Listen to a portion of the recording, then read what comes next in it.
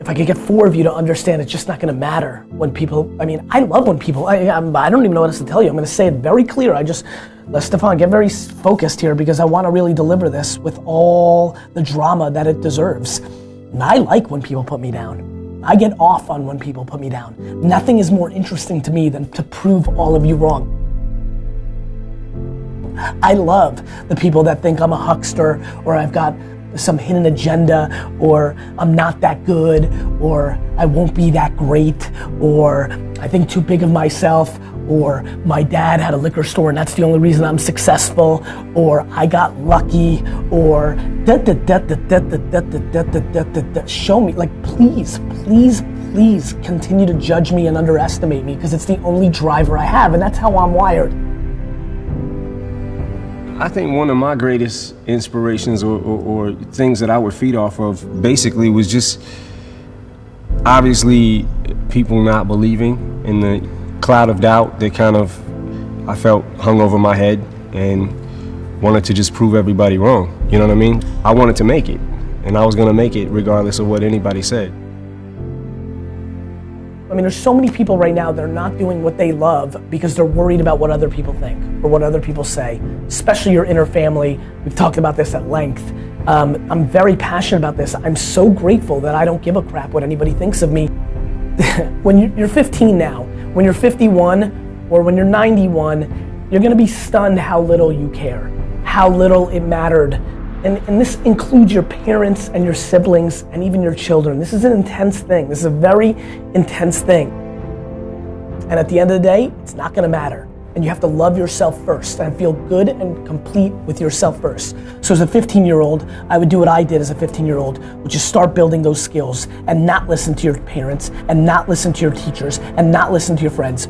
Respect it, but don't let anybody impose their way on you. It's you. You're with yourself, and you've got to make yourself happy first. They said I couldn't.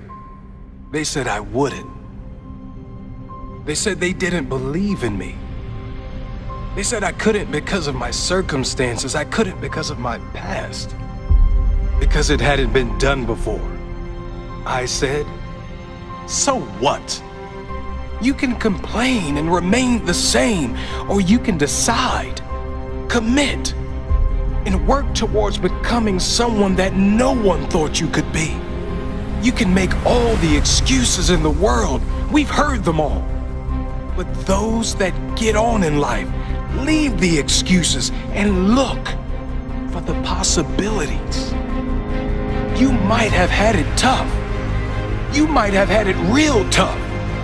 But it ain't getting any better if you live there. You have to drop the little story and work towards your masterpiece. You see it so often. Stories of those with almost identical painful life circumstances. One chooses to live in the pain forever, repeating the reasons why they can't succeed, why they can't move on. The other uses the pain as their reason why they must change. They use their pain as strength. They use the people who don't believe in them as motivation to succeed, not a reason why they can't. When things don't go their way, they don't say, why me? They say, so what? They say, try me. When things don't go their way, they keep moving forward.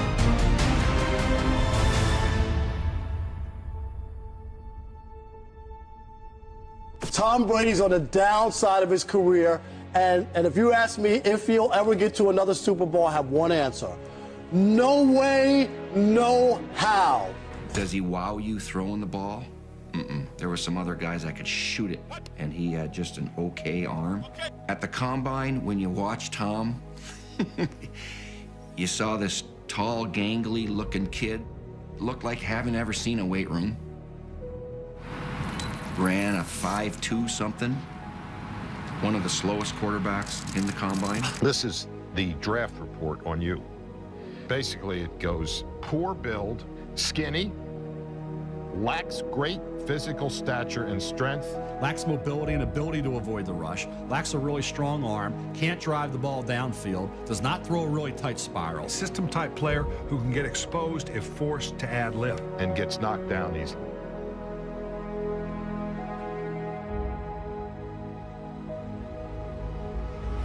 That kind of gets me fired up because I'm thinking, you know, what the hell do these people know?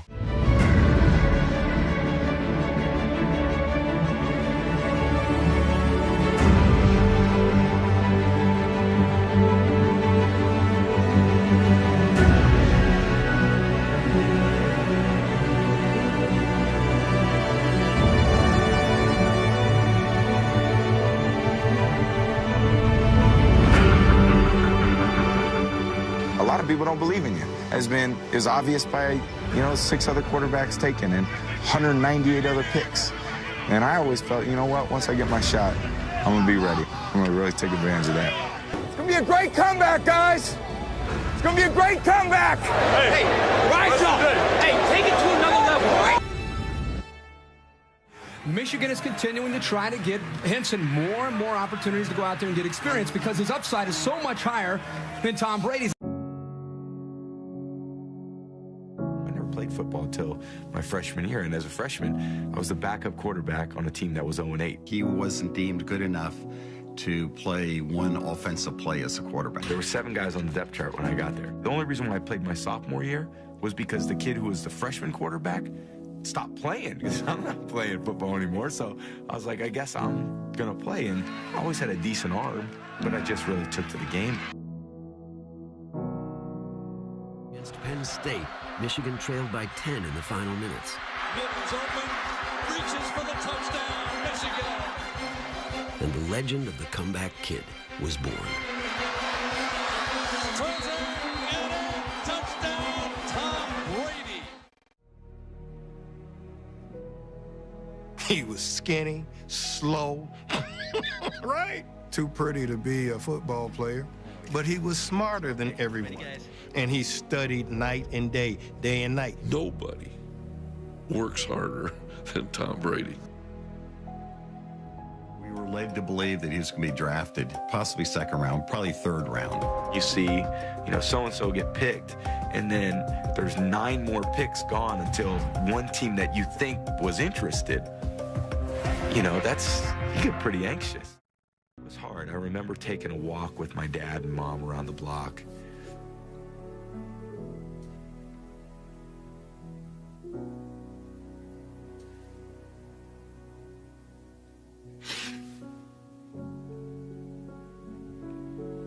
It was just a tough day, I just remember being there with my mom and dad.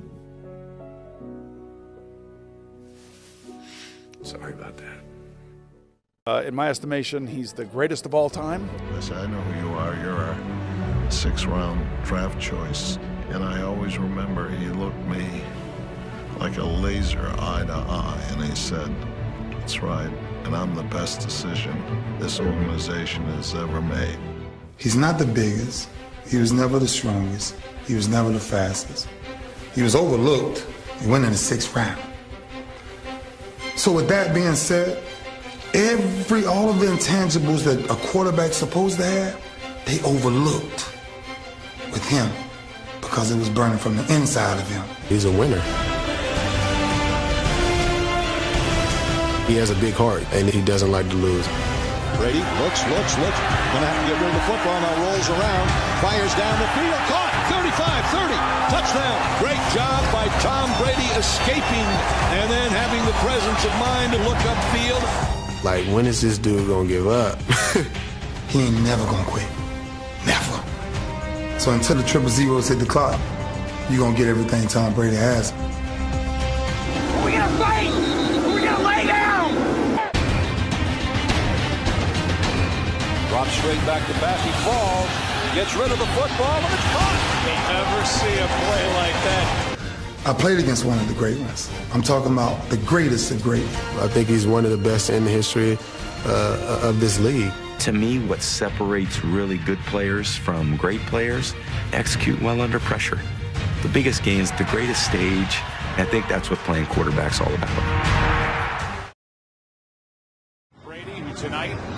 playing in his 7th Super Bowl, the most of any player in Super Bowl history, will be gunning for a record-setting 5th win. He fires up, catch made by White, goes across the goal line. Touchdown Patriots. Throws it for Evans, goal line. Touchdown Patriots. It's a one-score game. Throws down the middle for Evans, ball tipped. And Julian diving for it. Did he make the catch? He did. Tom takes the snap. He backs up, hands it to White. Up the middle. Touchdown Patriots. Quick throw to Amendola. It's a high game in Super Bowl 51. I cannot believe what I'm witnessing. So it is on to overtime. Throws down the middle in traffic. Catch by Edelman. Toss sweep right for James White. Every to the goal line. Touchdown. And a title. They have completed the greatest comeback in Super Bowl history. To beat this team and to get down 28-3, it was just a lot of mental toughness by our team, and we're all going to remember this for the rest of our life.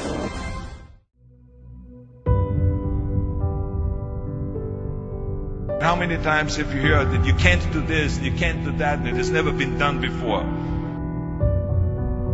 Just imagine if Bill Gates had quit when people said it can't be done. I hear this all the time. As a matter of fact, I love it when someone says that no one has ever done this before, because then when I do it, that means that I'm the first one that has done it. And I said to my family, I want to be a bodybuilding champion. Now you can imagine how that went over in my home in Austria. My parents, they couldn't believe it. They would have been just happy if I would have become a police officer like my father, or married someone like Heidi, who had a bunch of kids and ran around like the Von Trapp family in Sound of Music. That's what my family had in mind for me, but something else burned inside me. Something burned inside me. I wanted to be different. I was determined to be unique. I was driven to think big and to dream big. Everyone else thought that I was crazy. My friend said, if you want to be a champion in a sport, why don't you go and become a bicycle champion or a skiing champion or a soccer champion? Those are the Austrian sports. But I didn't care. I wanted to be a bodybuilding champion and use that to come to America and use that to go into the movies and make millions of dollars. So pay no attention to the people that say it can't be done. After all, I remember that after I was finished with my bodybuilding career, I wanted to get into acting and I wanted to be a star in films. You can imagine what the agents said when I went to meet all those agents. Everyone had the same line that it can't be done. The rules are different here. Just look at your body. You have this huge, monstrous body and overly developed that doesn't fit into the movies. You don't understand. This was 20 years ago, the Hercules movies. Now there's the little guys that are in, Dustin Hoffman, Woody Allen, Jack Nicholson. And the agent also complained about my accent. He says, no one ever became a star with an accent like that, especially not with a German accent. And yes, I can imagine with your name, Arnold Schwarzenegger or whatever the name is, on a billboard. Yeah, that's going to draw a lot of tickets and sell a lot of tickets. You're right. So this is the kind of negative attitude they had, but I didn't listen to those rules. Even though they were very nice and they said, look, we can get you some bit parts. We can get you to be, playing a wrestler or a bouncer. Oh, maybe with your German accent, we can get you to be a Nazi officer in Hogan's Heroes or something like that. But, I didn't listen to all this. These were their rules, not my rules. I was convinced I could do it, that if I worked as hard as I did in bodybuilding, 5 hours a day, and I started getting to work, I started taking acting classes, took English classes, took speech classes, dialogue classes, accent removal classes I even took. And finally I broke through. I broke through and I started getting the first parts in TV, Streets of San Francisco. Lucille Ball hired me. I made Pumping Iron, Stay Hungry, and then I got the big break in Conan the Barbarian. And there the director said, if we wouldn't have Schwarzenegger, we would have to build one. Now think about that. And then when I did Terminator, I'll be back. Became one of the most famous lines in a movie history, all because of my crazy accent. Now think about it. The things that the agent said will be totally a detriment and will be impossible for me to get a job, all of a sudden became an asset for me. All of those things, my accent, my body and everything. So it just shows you never listen that you can't do something. And you have to work your way up, of course, run for something else first. I mean, it was the same when I ran for governor. The same lines that you have to work your way up, it can't be done. And then, of course, I ran for governor, and the rest, of course, is history. They said you have to start with a small job as mayor, and then as assemblyman, and then as lieutenant governor, and then as governor. And they said, that's the way it works in a political career. I said, I'm not interested in a political career. I want to be a public servant. I want to fix California's problems and bring people together and bring the parties together. So, like I said, I decided to run. I didn't pay attention to the rules, and I made it, and the rest is history. People ask me all the time, they say to me, what is the secret to success? So many young people are getting so much advice from their parents and from the teachers and from everyone.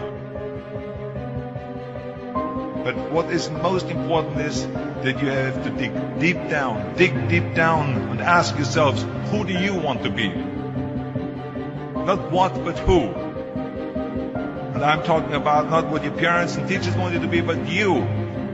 I'm talking about figuring out for yourselves what makes you happy. No matter how crazy it may sound to the people.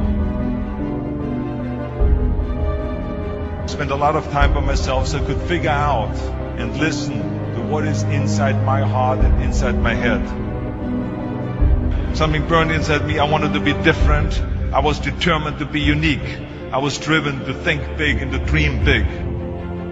I always wanted to be very intense. I always wanted to be number one. I took it very seriously in my career. And so this intensity always paid off for me. This commitment always paid off for me.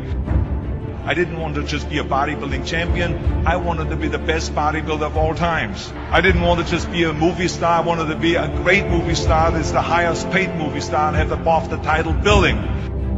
I mean, how many times have you heard that you can't do this, and you can't do that, and it has never been done before?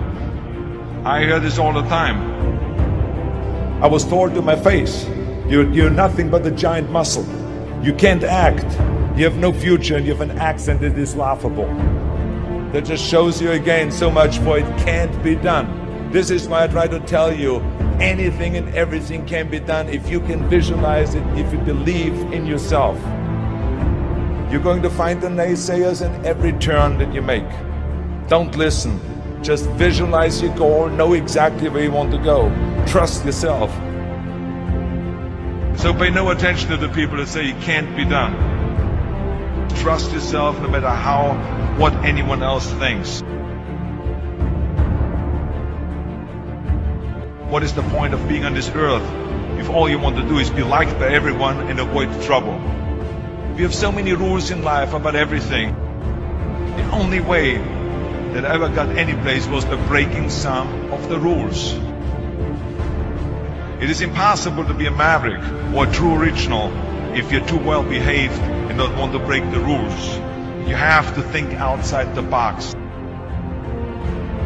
Now, of course, this journey is not going to be without any setbacks and failures or disappointments. That's just the way life is. Don't be afraid to fail. You can't always win, but don't be afraid of making decisions. You can't be paralyzed by fear of failure, or you will never push yourself. You keep pushing because you believe in yourself and in your vision. And you know that it is the right thing to do, and success will come. So don't be afraid to fail.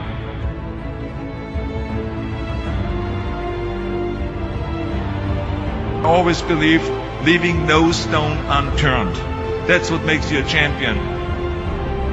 When you're out there partying, horsing around, someone out there at the same time is working hard. Someone is getting smarter and someone is winning. You never want to fail because you didn't work hard enough. But if you want to win, there's absolutely no way around hard work. No pain, no gain. Whatever path that you take in your lives, you must always find time to give something back. Something back to your community, give something back to your state or to your country. Tear down that mirror.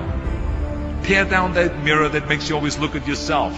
And you will be able to look beyond that mirror and you will see the millions of people that need your help. reaching out and helping people will bring you more satisfaction than anything else you've ever done. Trust yourself, break some rules, don't be afraid to fail, ignore the naysayers, work like hell, and give something back.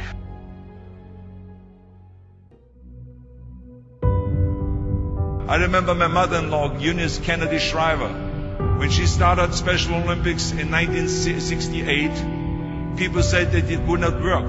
The experts, the doctors that specialized in mental disabilities and mental retardation said it can't be done. You can't bring people out of the institution.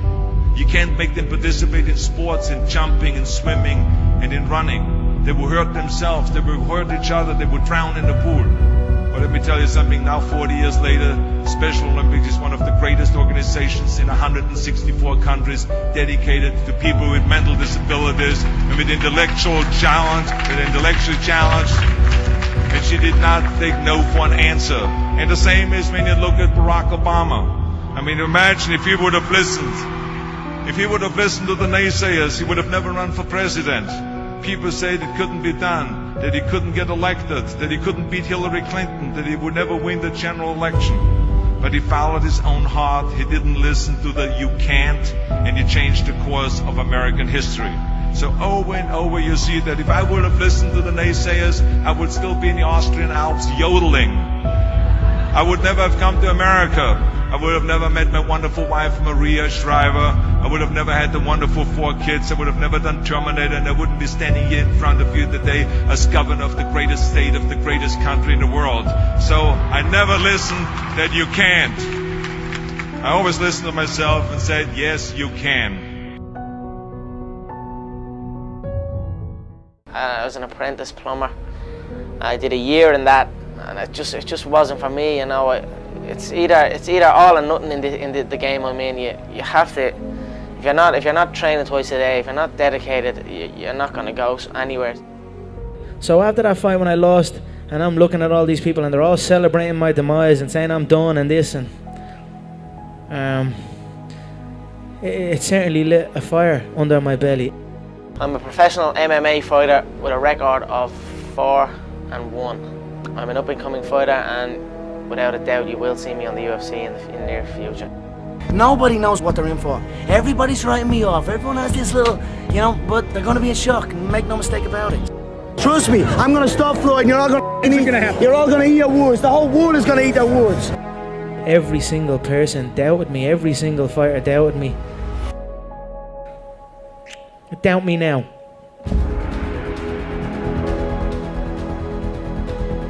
The new interim UFC featherweight champion of the world, the notorious Conor McGregor. Ladies and gentlemen, the reigning, defending 155-pound champion of the UFC, the notorious Conor McGregor.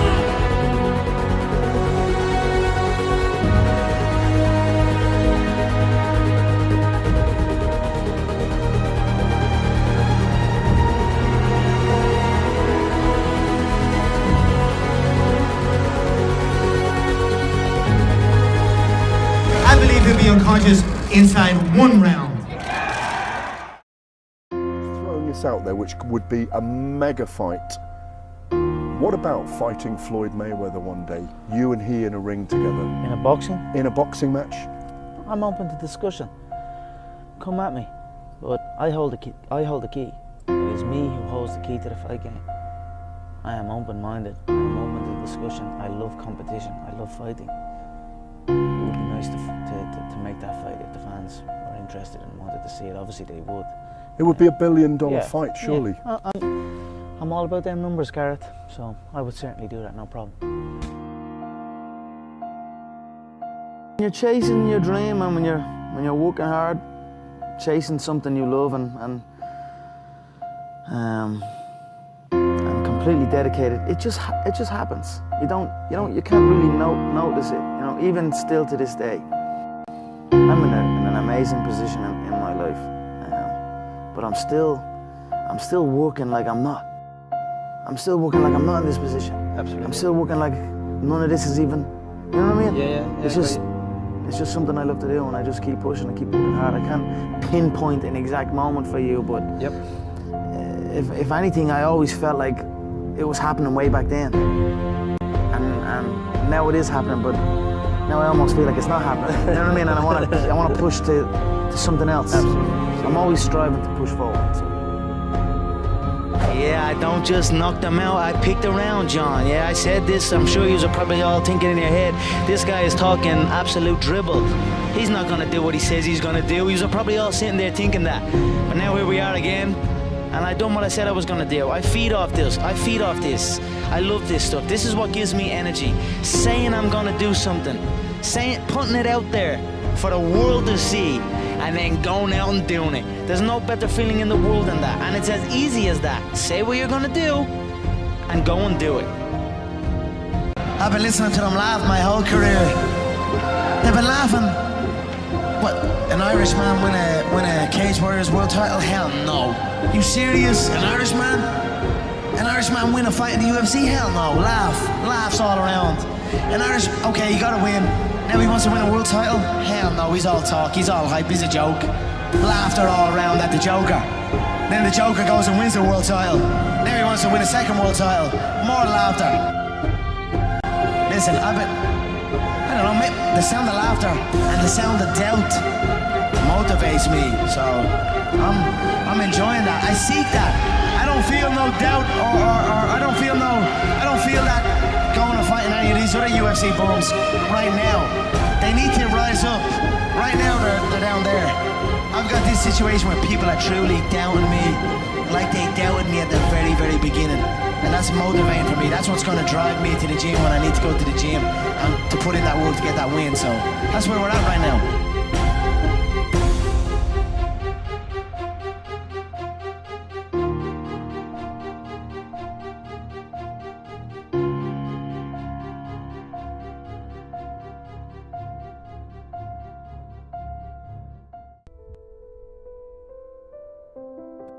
So you don't think you can? You don't think you can do it? Think again. No, you can. If you haven't done it, keep striving. Keep working. Don't let up. Things don't come easy. You gotta find it, whatever it is, within yourself. Don't quit. Don't quit. Don't quit. So, just because you fail doesn't mean you're a failure, all right? So I just need you to do me a huge favor, and I just need you to keep going, try to make that one different decision that you've not made before. And then my last one is don't let the distractions distract you. I know, real simple, but don't let the distractions distract you.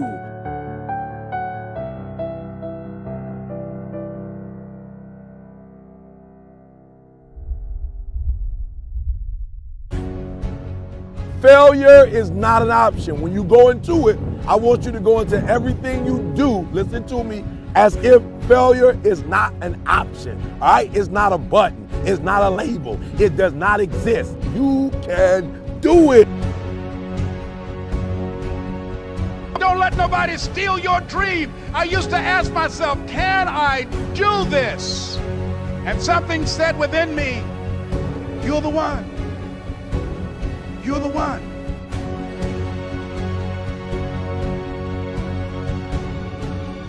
If you want to be great, not good, not also grand, not second, not third, if you want to be great, the very best at what you do, obsession is a necessity. Once you have that magnificent obsession, once you question impossible, the two keys, then when somebody like that tells you you can't do something, you have chosen the wrong one to tell something like that to. I will show you what I can do. I will show you, I will turn your I can't, I will never, I won't, it's impossible. I will turn it around and I will show you that I can do anything.